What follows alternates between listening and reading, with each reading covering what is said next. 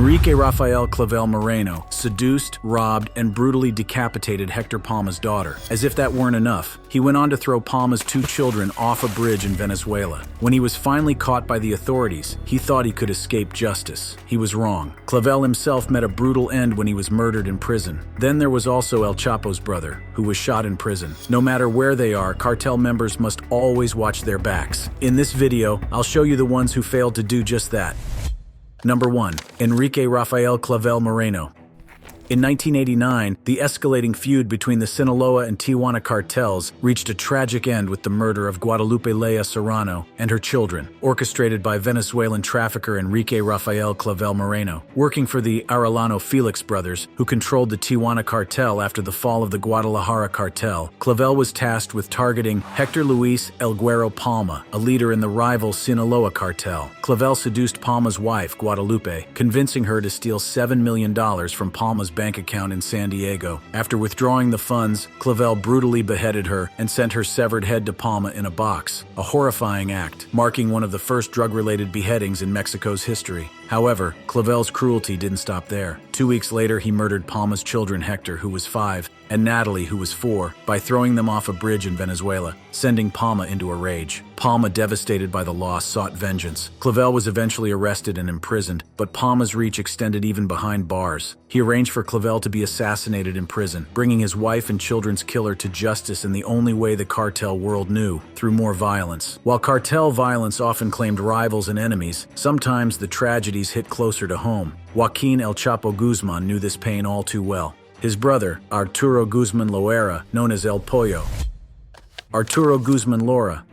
The long and violent career of Joaquin El Chapo Guzman, the infamous leader of the Sinaloa cartel, left deep scars on his family. One of the most devastating losses for Guzman was the murder of his brother, Arturo Guzman Loera, also known as El Pollo. Arturo, a beloved figure in El Chapo's life, met a tragic end on December 31, 2004, while incarcerated in the maximum security Federal Social Readaptation Center No. 1, better known as La Palma. Around 7 p.m., as he sat in the visiting room talking with his defense attorney, another inmate walked in. Armed with a 9mm pistol, the attacker fired 7 shots at Arturo. The bullet struck his thorax, abdomen, and spinal cord, leaving El Pollo mortally wounded. Despite efforts to treat him, Arturo died before medical help could arrive. The murder deeply impacted El Chapo. Arturo was more than just his brother. He had assumed leadership of the Sinaloa cartel in El Chapo's absence after his capture in 1993. He protected the family, looked after his sisters, and ensured the safety of El Chapo's children. His loyalty was unquestioned, and his death was a devastating blow to the already embattled Guzman. Investigations revealed that Jose Ramirez Villanueva, another inmate, was the shooter. Authorities believed he was coerced into committing the crime through threats against his life and his family. The killing was linked to rival cartels, with both the Gulf Cartel, led by Ociel Cardenas Guillen, and the Juarez Cartel, headed by Vicente Carrillo Fuentes, suspected of ordering the hit. For his role in the assassination, Ramirez Villanueva was sentenced to 37 years in prison for homicide and illegal possession of a firearm. Cartel power struggles have often spilled into prison walls, with deadly consequences. In 1991, the reign of Gulf Cartel leader Juan Garcia Abrego witnessed one of the most notorious prison massacres in Matamoros. Juan Garcia Abrego. Prison violence and mass killings have been a recurring and deadly aspect of the Mexican drug war, and some of the most brutal incidents occurred in prisons, where rival cartel factions fought for control. The massacres often reflect the power struggles happening on the outside, but within the highly volatile prison environment, these confrontations can quickly escalate into deadly riots and brawls. One of the earliest and most notorious prison massacres happened in 1991 during the reign of Juan Garcia Abrego, the leader of the Gulf Cartel. That year, 18 people were killed in a massacre at the federal prison in Matamoros, Tamaulipas. Killing occurred at a time when Garcia Abrego was the dominant force in the drug trade, and many believe the massacre was connected to his efforts to eliminate rivals or solidify his cartel's influence inside the prison system. His extensive corruption network ensured that prison walls did not limit his control, and the killings were likely a calculated move to remove obstacles within his criminal empire. In Matamoros and other prisons across Mexico, similar deadly incidents have repeated over the years. In 2011,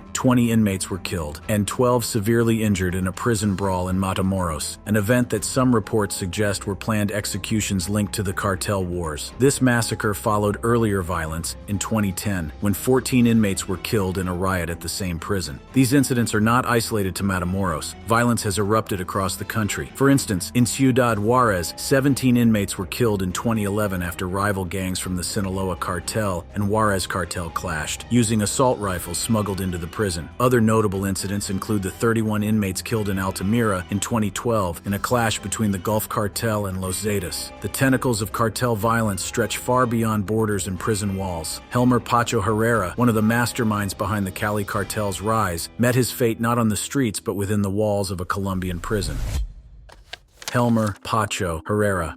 Helmer Pacho Herrera's story begins in the heart of Colombia, where he was born on August 24, 1951, in the town of Palmyra, nestled within the Valle del Cauca department. From a young age, Herrera exhibited a keen intellect and a knack for technical maintenance, skills that would later secure him a job in the United States. However, the allure of the booming cocaine trade in New York City soon captured his attention, setting him on a path that would lead to both immense power and eventual downfall. In the mid-1970s, Herrera's involvement in cocaine distribution caught the attention of U.S. authorities, resulting in his arrest in 1975 and again in 1978. These arrests led to his deportation back to Colombia, a twist of fate that would prove to be a blessing in disguise. Upon his return, Herrera seized the opportunity to negotiate supply and distribution rights with the Cali cartel for the lucrative New York City market. This move marked the beginning of his ascent within the cartel's ranks. Herrera's strategic mind and business acumen quickly made him an invaluable asset to the Cali cartel. He established trafficking routes through Mexico, leveraging connections he had cultivated during his time in the United States. This network made him one of the first major suppliers of cocaine to the U.S., solidifying his status as a key player in the drug trade. His operations were not limited to drug trafficking. Herrera also masterminded one of the most sophisticated money laundering schemes in Colombia, amassing a fortune that few could rival. As his wealth and influence grew, so did his list of enemies. Among them was the infamous Pablo Escobar, whose Medellin cartel posed a significant threat to Herrera's operations. Despite the constant danger, Herrera managed to keep a low profile until Escobar launched 2 assassination attempts against him. These attacks thrust Herrera into the spotlight, drawing the attention of international law enforcement agencies. In 1991, the DEA launched Operation Kingpin, targeting Herrera's distribution cells in New York City. The operation exposed the intricate structure of the Cali cartel, forcing Herrera to surrender to Colombian authorities. In exchange for his cooperation, he received a 14-year sentence, a surprisingly lenient punishment given the magnitude of his crimes. However, Herrera's time in prison would be cut tragically short. On November 6, 1998, while playing football with fellow inmates, he was approached by Rafael Angel Uribe, an inmate who appeared to greet him warmly. In a shocking turn of events, Uribe pulled out a gun and shot Herrera 7 times in the head,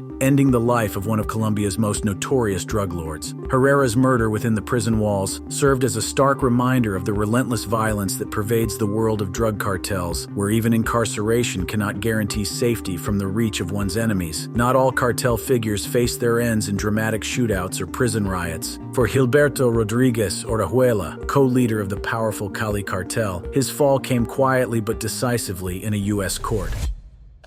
Gilberto Rodriguez Orejuela. By the mid-1980s, the Cali cartel controlled over 80% of the cocaine entering the U.S. and 90% of the product distributed across Europe. Gilberto's strategic mind and business acumen were instrumental in the cartel's success, as he orchestrated complex smuggling operations and established a vast network of distribution channels. The Cali cartel's operations were not limited to drug trafficking. Under Gilberto's leadership, the organization also engaged in money laundering on an unprecedented scale, funneling billions of dollars through legitimate businesses and financial institutions. This financial prowess allowed the cartel to wield significant influence, both in Colombia and abroad, as they bribed officials and manipulated political processes to their advantage. However, Gilberto's ambition to expand the cartel's reach into Europe would ultimately contribute to his downfall. In 1984, he and his associates traveled to Spain to forge alliances with European traffickers and the Camorra Mafia, a move that placed him squarely in the crosshairs of international law enforcement. The DEA, in particular, intensified their efforts to dismantle the Cali cartel, placing Gilberto on their most wanted list. In June 1995, Gilberto was arrested by the Colombian National Police during a raid in Cali. He was sentenced to 15 years in prison, but in a surprising turn of events, he was released after serving only 7 years. However, his freedom was short-lived, as the U.S. government secured his extradition to face charges related to drug trafficking. In September 2006, Gilberto was sentenced to 30 years in a U.S. prison. Despite his attempts to secure an early release due to deteriorating health, including multiple infections and cancer, his appeals were denied, and he died in May 2022. Matamoros, a border town steeped in cartel violence, has seen its share of bloodshed, even behind prison walls. In 2010, a prison riot erupted, leaving 14 inmates dead. 2010 Matamoros riots.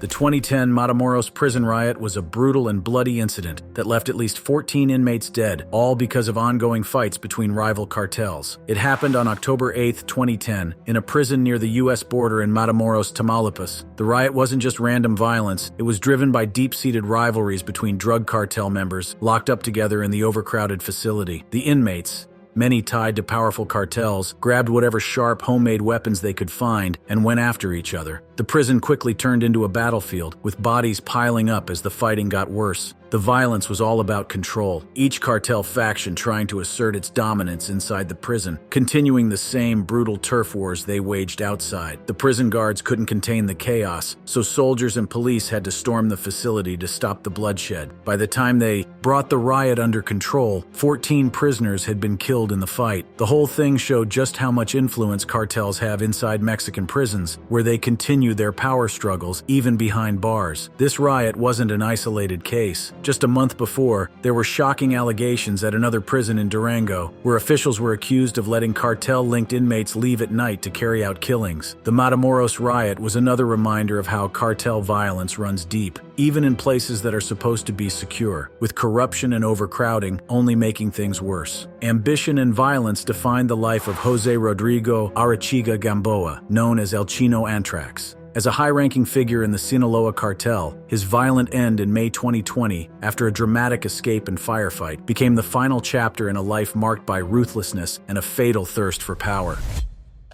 Elino El Chino Antrax.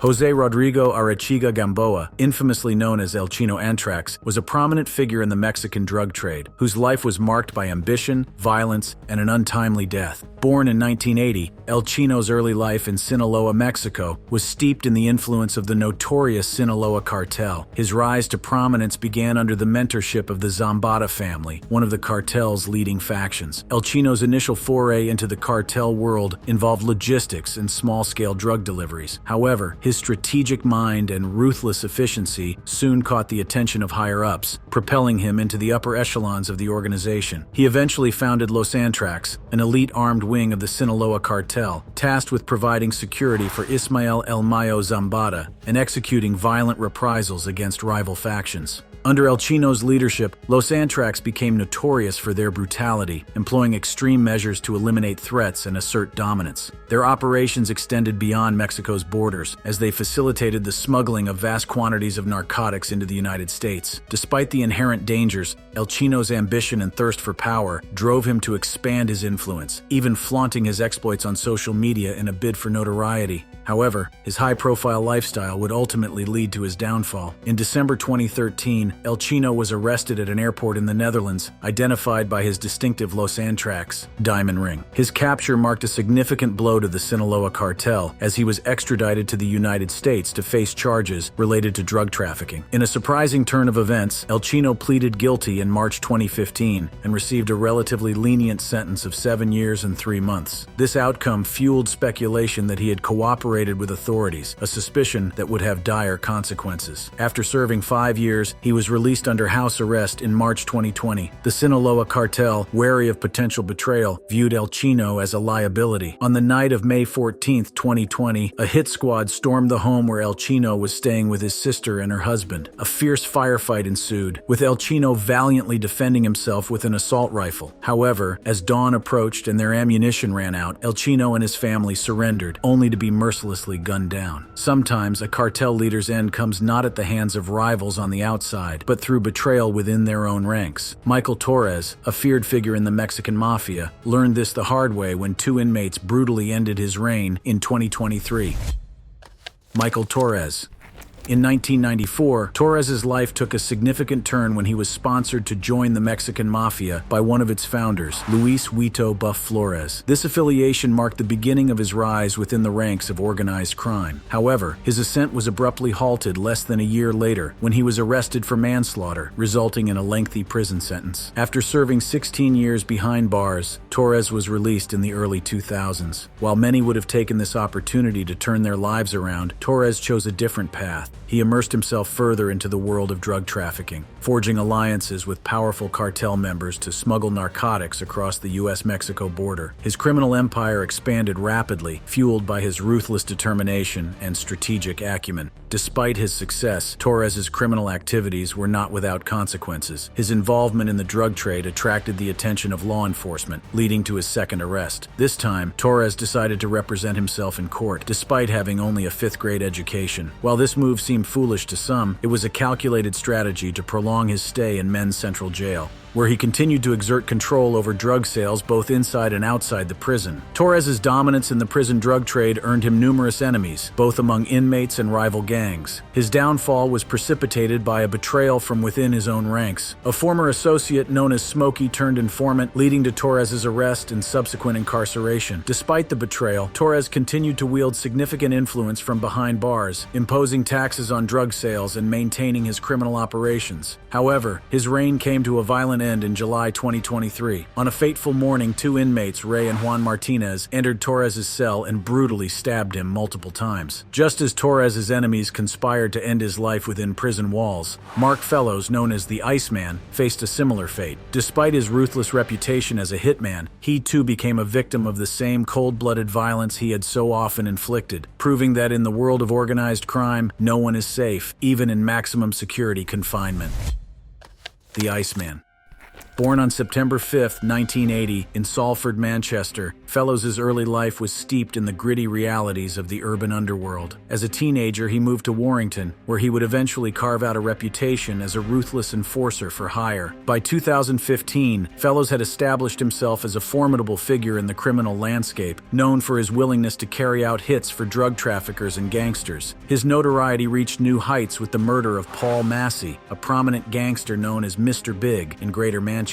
On a cold night in Clifton, Salford, Fellows, dressed in army fatigues, ambushed Massey outside his home, unleashing a hail of bullets that ended the gangster's life. 3 years later, Fellows struck again, this time targeting Massey's close associate, John Kinsella, a feared enforcer from Liverpool. On a secluded footpath in Rainhill, Merseyside, Fellows approached Kinsella from behind on a bicycle, executing him with chilling efficiency. The attack was witnessed by Kinsella's pregnant partner, Wendy Owen, who miraculously survived the ordeal. The murders of Massey and Kinsella cemented Fellows' reputation as the Iceman, a moniker that reflected his cold and calculating nature. However, his reign of terror was short-lived. Authorities eventually linked him to both killings, leading to his arrest and subsequent conviction for first-degree murder. In a dramatic courtroom showdown, Fellows was sentenced to life imprisonment, a fate that many believed would finally put an end to his violent exploits. Yet, the story of Mark Fellows took an unexpected turn within the confines of prison. Barely a month after his sentencing, Fellows was attacked with a razor, a harrowing incident that left him seeking protection from both the court and the prison warden.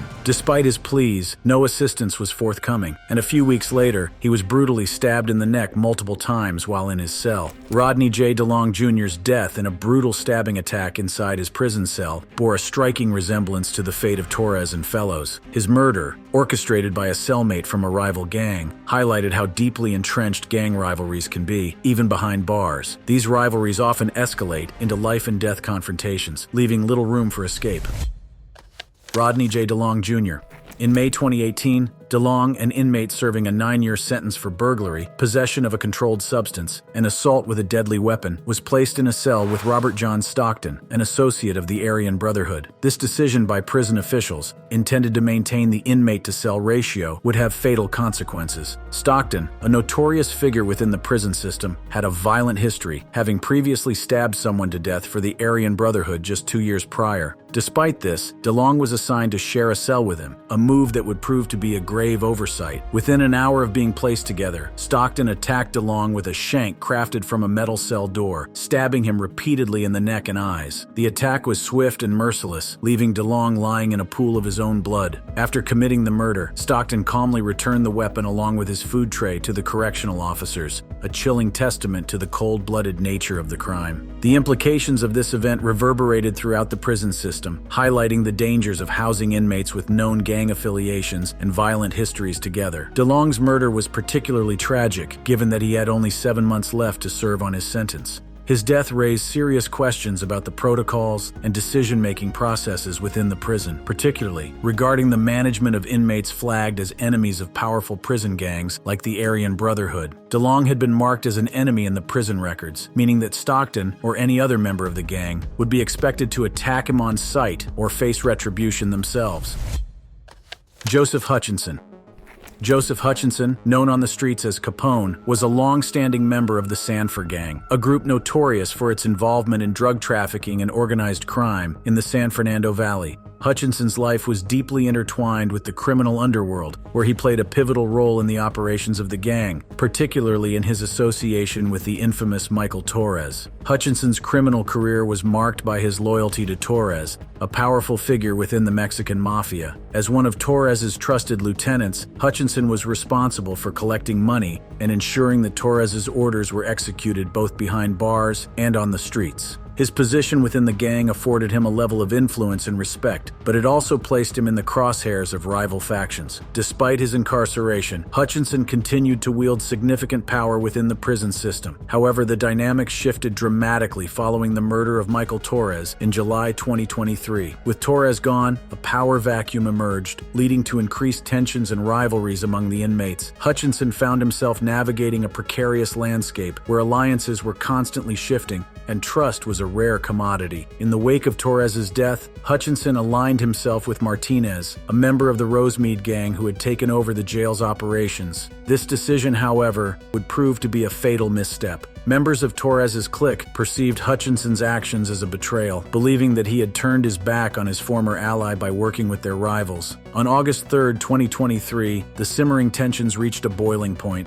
According to some prisoners, Hutchinson's cell was invaded by members of the Sanford Gang, who wasted no time in exacting their revenge. In a brutal and calculated attack, Hutchinson was stabbed multiple times, leaving him mortally wounded. By dawn the next day, his lifeless body was discovered in a pool of his own blood, marking the violent end of a man who had once been a key player in the gang's operations. While Hutchinson's murder highlighted the dangers of shifting allegiances, Ernesto Alfredo El Neto Fonseca Carrillo's story demonstrated the desperation of cartel leaders facing capture. His dramatic prison. Ernesto Alfredo El Neto Pineda Cruz. El Neto's ascent within the Guadalajara cartel began in the 1970s, a time when the cartel was establishing itself as a dominant force in drug trafficking. Alongside Miguel Angel Felix Gallardo and Rafael Caro Quintero, El Neto played a crucial role in the cartel's operations, overseeing the cultivation and distribution of marijuana and cocaine. His strategic mind and ruthless approach to business quickly earned him a reputation as a formidable leader within the organization. The murder of Camarena prompted a massive crackdown on the Guadalajara cartel, leading to the arrest of several key figures, including El Neto. In 1989, he was captured and sentenced to a lengthy prison term for his involvement in drug trafficking and other criminal activities. Despite his incarceration, El Neto continued to wield influence from behind bars, maintaining connections with the cartel and orchestrating operations from within the prison system. However, El Neto's reign came to a violent end on January 1, 2023, when he escaped from Cerezo No. 3 State Prison in Ciudad Juarez during a mass jailbreak that left 17 people dead, including 10 guards. The escape marked a desperate bid for freedom, but it was short-lived. 4 days later, El Neto was tracked down by a joint task force of the Mexican Army and State Police in the Colonia Azteca neighborhood. Ernesto Alfredo's violent end mirrored that of Albert Anastasia, one of the most feared mafia bosses in American history. Like the cartels, the mafia operated under similar codes of violence and betrayal. Albert Anastasia. On October 25, 1957, Albert Anastasia, the feared mafia boss and leader of Murder Inc., was gunned down in a brutal assassination that shook the underworld. At the time, Anastasia was under investigation, with law enforcement probing his criminal empire. Yet despite the pressure, his downfall would come from within his own ranks. Anastasia's ruthlessness had earned him many enemies, particularly Vito Genovese and his own underboss, Carlo Gambino, who saw him as a liability. Fearing Anastasia's growing unpredictability, they conspired to have him killed. Gambino, ambitious and cunning, orchestrated the hit to take control of the family. That morning, Anastasia visited the Park Sheraton Hotel barbershop in Manhattan, unaware it would be his last day alive. Relaxed, he reclined in the chair for his usual shave and haircut. As he read the newspaper, two gunmen stormed in, their faces concealed by scarves. Without hesitation, they opened fire. Caught off guard, Anastasia, a seasoned killer himself, reacted in confusion. In a moment of fatal error, he lunged toward the mirror, attempting to attack the reflection of his attackers rather than facing them directly. This gave the gunman the opportunity to fire multiple shots, fatally wounding him. Anastasia collapsed in the chair, his blood staining the barbershop floor. The killers fled, disappearing into the streets of New York. The identity of the assassins was never uncovered, but the hit was widely attributed to Gambino's ambition and Genovese's desire for dominance. With Anastasia gone, Carlo Gambino seized control of the Gambino crime family, solidifying his position as one of the most powerful mob bosses in New York. The assassination marked the end of an era, signaling the rise of new leadership within organized crime. As with Anastasia, betrayal and violence were central to the downfall of James Whitey Bulger. Despite his role as both a mob boss and FBI informant, Bulger couldn't escape the violence he had sown. Whitey Bulger. James Whitey Bulger, one of the most notorious criminals in American history, led a double life as a feared mob boss and FBI informant. Born in 1929 in South Boston, Bulger rose to power in the 1970s as the head of the Winter Hill Gang, controlling much of Boston's organized crime. He ruled through violence, extortion, and drug trafficking, leaving a trail of fear and death. While building his criminal empire, Bulger secretly became an informant for the FBI in 1975, providing information about rival mafia families in exchange for protection from prosecution. His relationship with the FBI allowed him to operate with impunity for years, leading to suspicions of corruption within the bureau. Bulger's crimes grew more egregious, including involvement in multiple murders, but his FBI handlers turned a blind eye, creating one of the biggest scandals in law enforcement history. In 1994, as federal agents prepared to indict him, Bulger fled Boston and went on the run with his longtime girlfriend, Catherine Gregg. For 16 years, he remained a fugitive, one of the FBI's 10 most wanted. His disappearance became legendary until 2011, when he was finally captured in Santa Monica, California, living under an assumed identity. In 2013,